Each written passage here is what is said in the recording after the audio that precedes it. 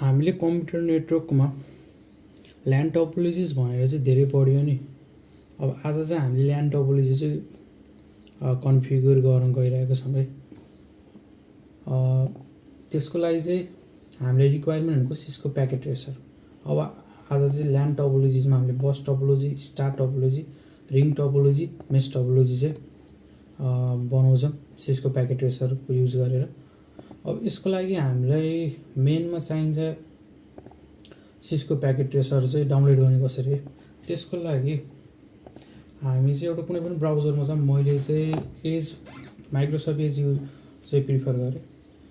अनि अब गएर सर्च गर्नु पऱ्यो सिस्को नेटाक्याड रिसोर्स हब। ल यति क्लिक गरिसकेपछि चाहिँ सुरुको यो लिङ्क छ सिस्को नेटवर्किङ एकाडेमी, त्यसमा क्लिक गरेँ।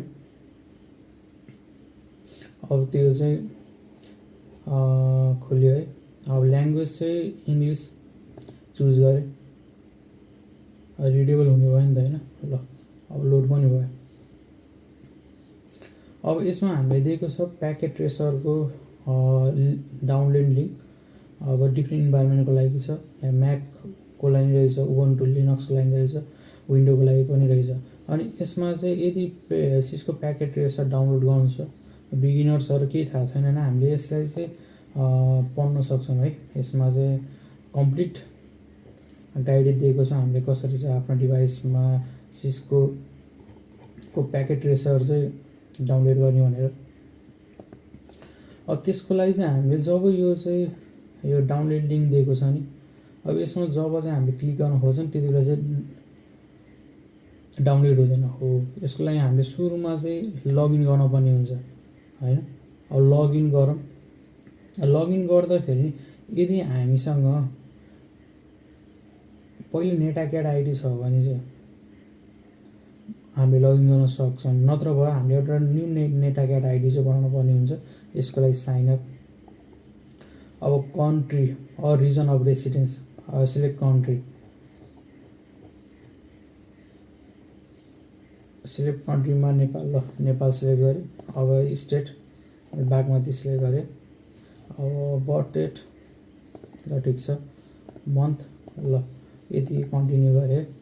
अब first name, last name, email, passport, confirm passport यदि गरिसकेपछि एकाउन्ट क्रिएट हुन्छ। अनि चाहिँ त्यो अब एकाउन्ट क्रिएट गरिसकेपछि चाहिँ यसमा एउटा फर्दर स्टेप भनेको चाहिँ जिमेलमा चाहिँ लिङ्क आउने, त्यसले कन्फर्म गर्ने हुन्छ। त्यो चाहिँ गरौँ है। त्यसको लागि चाहिँ खासै त्यस्तो टाइम लाग्दैन, इजी पनि छ, यदि गर्न सकिन्छ हामीले। मैले चाहिँ मैले नेटाक्याड आइडी चाहिँ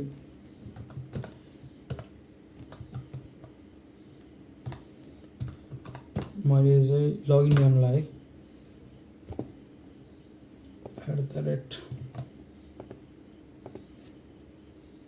अब पासवर्ड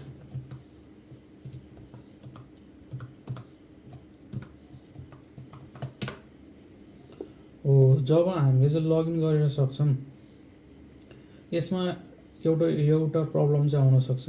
त्यो प्रब्लम भनेको चाहिँ अहिले मैले चाहिँ यो टाइम छ नि, टाइम चाहिँ मैले के गरेको छु भन्दाखेरि सेट अटोमेटिकल्ली मैले चुज गरेको थिएँ। त्यही भएर चाहिँ के अरे हामीले नेटाक्याड आइडी लगइन गर्ने बित्तिकै त्यो चाहिँ खोलियो, त्यसको इन्टरफेस चाहिँ खोलियो। अब कहिलेकाहीँ चाहिँ के हुन्छ भन्दाखेरि आएर त्यो लगइन गऱ्यो, इन्टरफेस चाहिँ नखोलिन पनि सक्छ कि हो। के हुन्छ भने एउटा कन्टिन्युसली एउटा लुपमा चाहिँ के हुनसक्छ, लोड भइराख्न सक्छ हो। त्यसको लागि चाहिँ यदि त्यो प्रब्लम छ भने त्यसलाई सल्भ गर्ने भनेको के हो, सेट टाइम अटोमेटिकल्ली। यो गरिसक्यो भने सर्भरको टाइम जोनसँग चाहिँ मिल्छ। त्यसले गर्दा चाहिँ हाम्रो यो ल्यापटपमा स्क्रिनमा चाहिँ त्यो चाहिँ लोड भएर आउँछ। यो प्रब्लम चाहिँ सल्भ गर्ने तरिका भनेको सेट टाइम अटोमेटिकल्ली। यदि भइसकेपछि अब बल्ल ऐनाको लिङ्कमा चाहिँ हामीले क्लिक गऱ्यो भने क्लिकेबल हुन्छ। होइन हाम्रो चाहिँ क्लिकेबल थिएन, अन्ली रिड मात्रै थियो। अब चाहिँ क्लिकेबल पनि हुन्छ।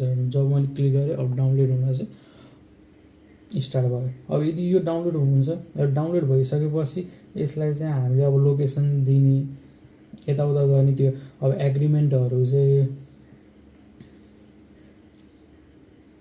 गर्नुपर्ने होइन, सिलेक्ट गर्नुपर्ने त्यो चाहिँ अग्री गर्नुपर्ने हुन्छ। त्यो चाहिँ गरौँ है।